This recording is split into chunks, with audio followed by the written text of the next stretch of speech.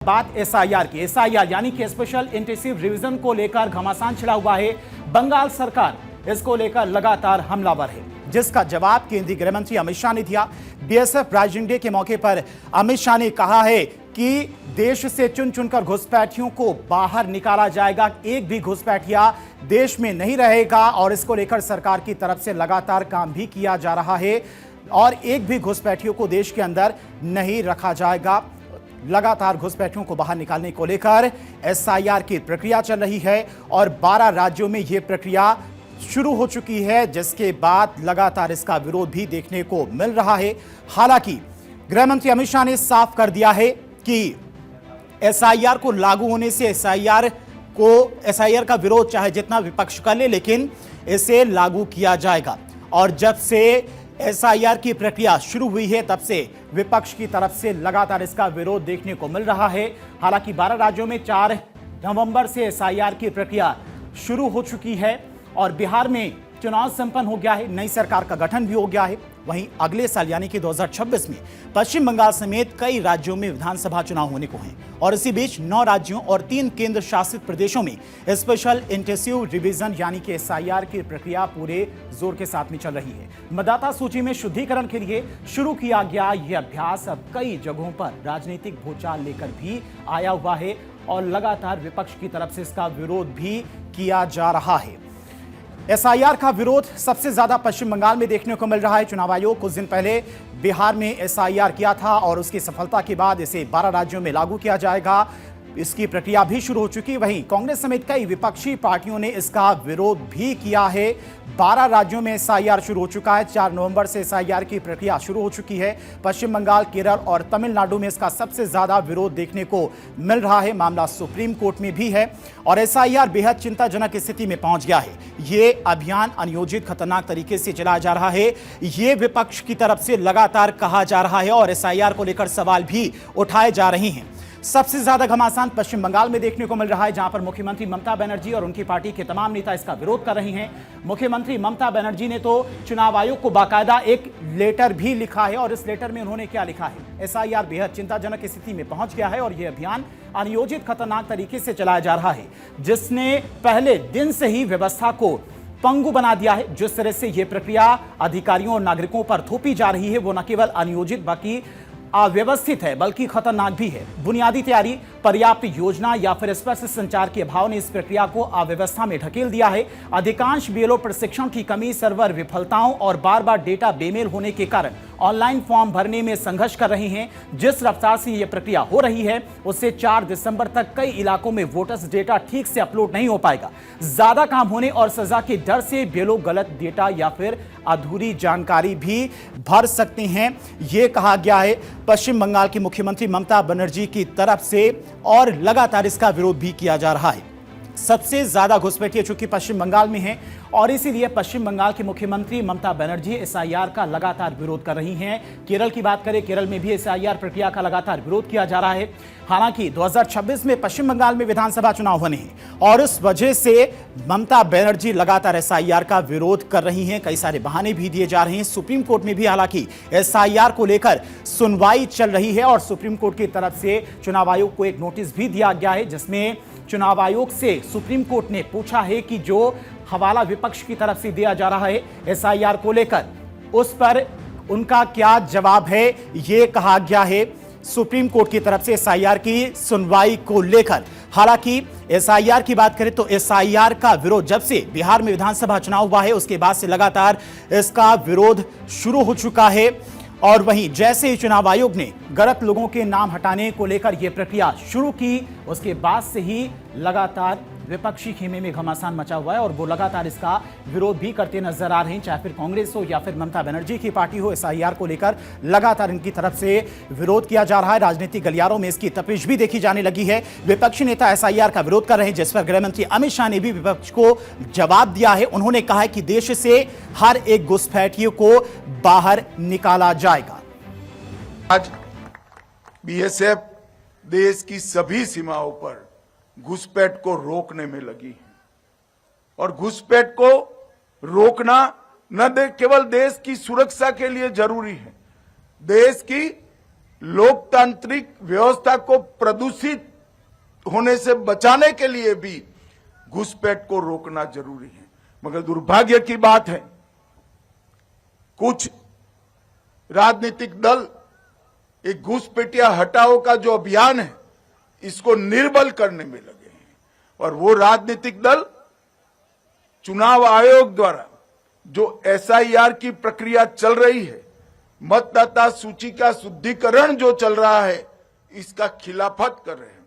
मैं आज इस हीरक जयंती समारोह में बहुत स्पष्ट करना चाहता हूं कि हम इस देश में से एक एक घुसपैठिए को चुन चुन कर बाहर निकालेंगे। ये हमारा प्रण है। इस देश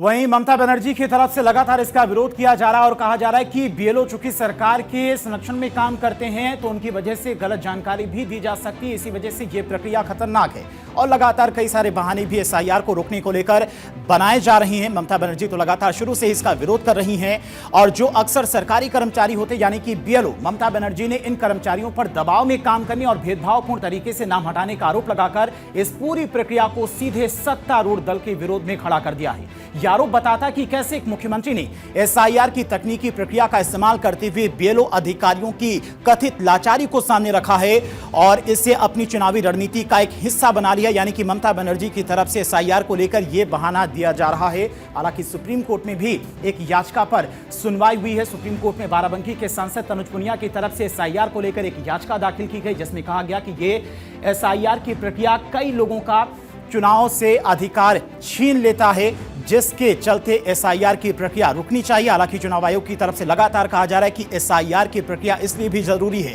कि जो लोग मृत हैं या फिर जो लोग विस्थापित होकर दूसरी जगहों पर चले गए हैं, कई सालों से मतदान नहीं कर रहे हैं, उन लोगों का नाम हटाने के लिए यह प्रक्रिया जरूरी है। एसआईआर को लेकर क्या क्या दावा है? टीएमसी की तरफ से दावा किया जा रहा है कि एसआईआर अमानवीय, अव्यवस्थित, बीएलओ की मौतें और असली वोटर प्रभावित करेगा, ये टीएमसी की तरफ से दावा किया जा रहा है। उदाहरण पत्र में कई मौतों का जिक्र, जलपाईगुड़ी बीएलओ सुसाइड का भी जिक्र किया गया है।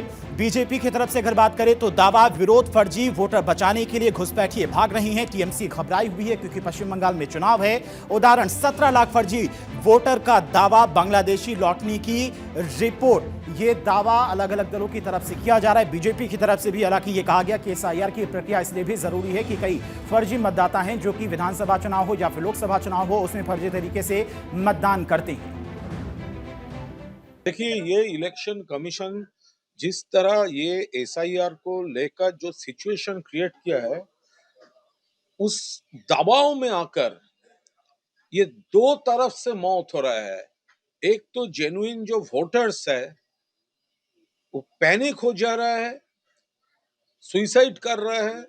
दूसरा बीएलओ, तो बीएलओ का ऊपर तो ये भाजपा जो प्रेशर क्रिएट कर रहा है, एफआईआर होगा, अरेस्ट होगा, ये होगा, वो होगा, तो बीएलओ भी दबाव में आकर सुसाइड कर रहा है। ये क्या हो रहा है? देखिए, शुरू से ही ममता बनर्जी एसआईआर की विरोध कर रही थी, उनकी पूरी पार्टी विरोध कर रही थी। पूरे देश में एसआईआर को लेकर कुछ राज्यों में विरोध हुआ जो मूलतः ऑपोजिशन की ऑपोजिशन रूल्ड स्टेट्स है, लेकिन ममता बनर्जी जैसा विगोरस ऑपोजिशन किसी ने नहीं किया। जब एसआईआर चालू हुआ तो धीरे धीरे ऐसे घटनाएं घटने लगी, बहुत सारे कॉलोनीज खाली होने लगे।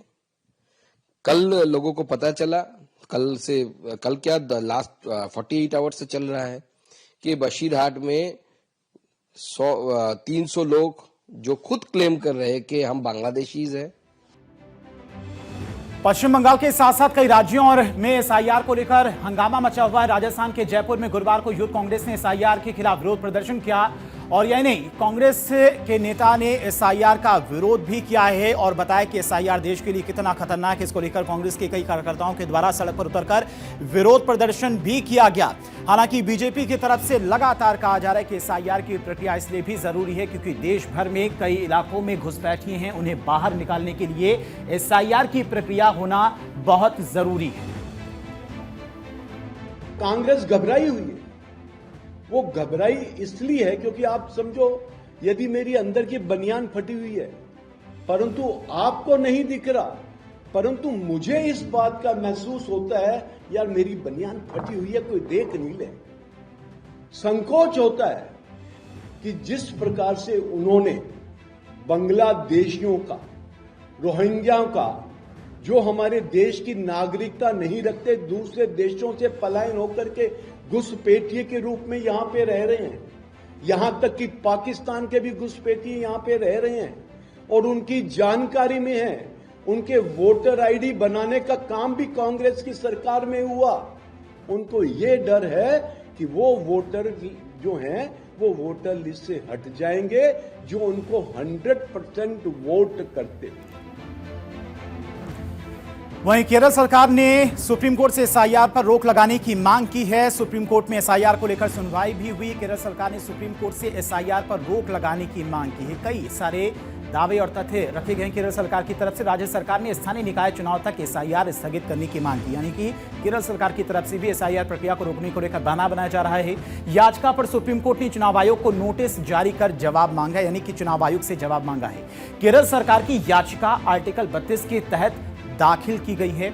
आर्टिकल 32 का हवाला दिया गया है। राज्य सरकार के साथ में आईयूएमएल ने भी एसआईआर रोक की मांग की है। लगातार एसआईआर का विरोध देखने को मिल रहा है और एसआईआर की प्रक्रिया को खतरनाक बताया जा रहा है विपक्ष के द्वारा और लगातार इसको लेकर विरोध किया जा रहा है। वहीं उत्तर प्रदेश के बाराबंकी से कांग्रेस सांसद तनुज पुनिया ने भी यूपी में हो रहे एसआईआर की प्रक्रिया को चुनौती दी है। सुप्रीम कोर्ट ने कांग्रेस सांसद तनुज पुनिया की याचिका पर चुनाव आयोग को नोटिस जारी किया है और एसआईआर प्रक्रिया 4 नवंबर से शुरू हो चुकी है। ड्राफ्ट मतदाता सूची 4 दिसंबर को प्रकाशित होनी है। याचिका में तर्क दिया गया है कि इससे चुनाव के लिए 1,76,000 कर्मियों और 68,000 सुरक्षा बलों की जरूरत पड़ेगी, जो कि अनावश्यक है। इतनी जरूरत नहीं है एसआईआर की, लेकिन इसका विरोध विपक्ष लगातार कर रहा है। हालांकि बीजेपी की तरफ से तर्क भी दिया जा रहा है कि एसआईआर की प्रक्रिया इसलिए भी जरूरी है क्योंकि बिहार विधानसभा चुनाव में जिस तरह से एसआईआर प्रक्रिया के बाद कई फर्जी मतदाताओं को सूची से हटाया गया, उसलिए कई और राज्यों में जो घुसपैठिए बैठे हुए हैं उन्हें बाहर निकालना बहुत जरूरी है। जबकि एसआईआर के लिए अतिरिक्त 25,668 कर्मी और चाहिए और इससे प्रशासनिक मशीनरी पर दबाव पड़ेगा, ये तर्क है कांग्रेस का। वहीं सामान्य शासन व्यवस्था भी ठप हो जाएगी। इसके अलर्ट भाजपा के पूर्व प्रदेश अध्यक्ष अशोक परनामी ने कांग्रेस पर आरोप लगाया है कि एसआईआर से कांग्रेस घबराई हुई है क्योंकि इससे फर्जी नाम और गैर कानूनी तरीके से जोड़े गए वोट हट जाएंगे। उन्होंने दावा किया कि कांग्रेस सरकार के दौरान बांग्लादेशी, रोहिंग्या और पाकिस्तानी घुसपैठियों तक के नाम वोटर लिस्ट में थे और इसीलिए घुसपैठियों का साथ देने के लिए लगातार विपक्ष की तरफ से इसका विरोध किया जा रहा है।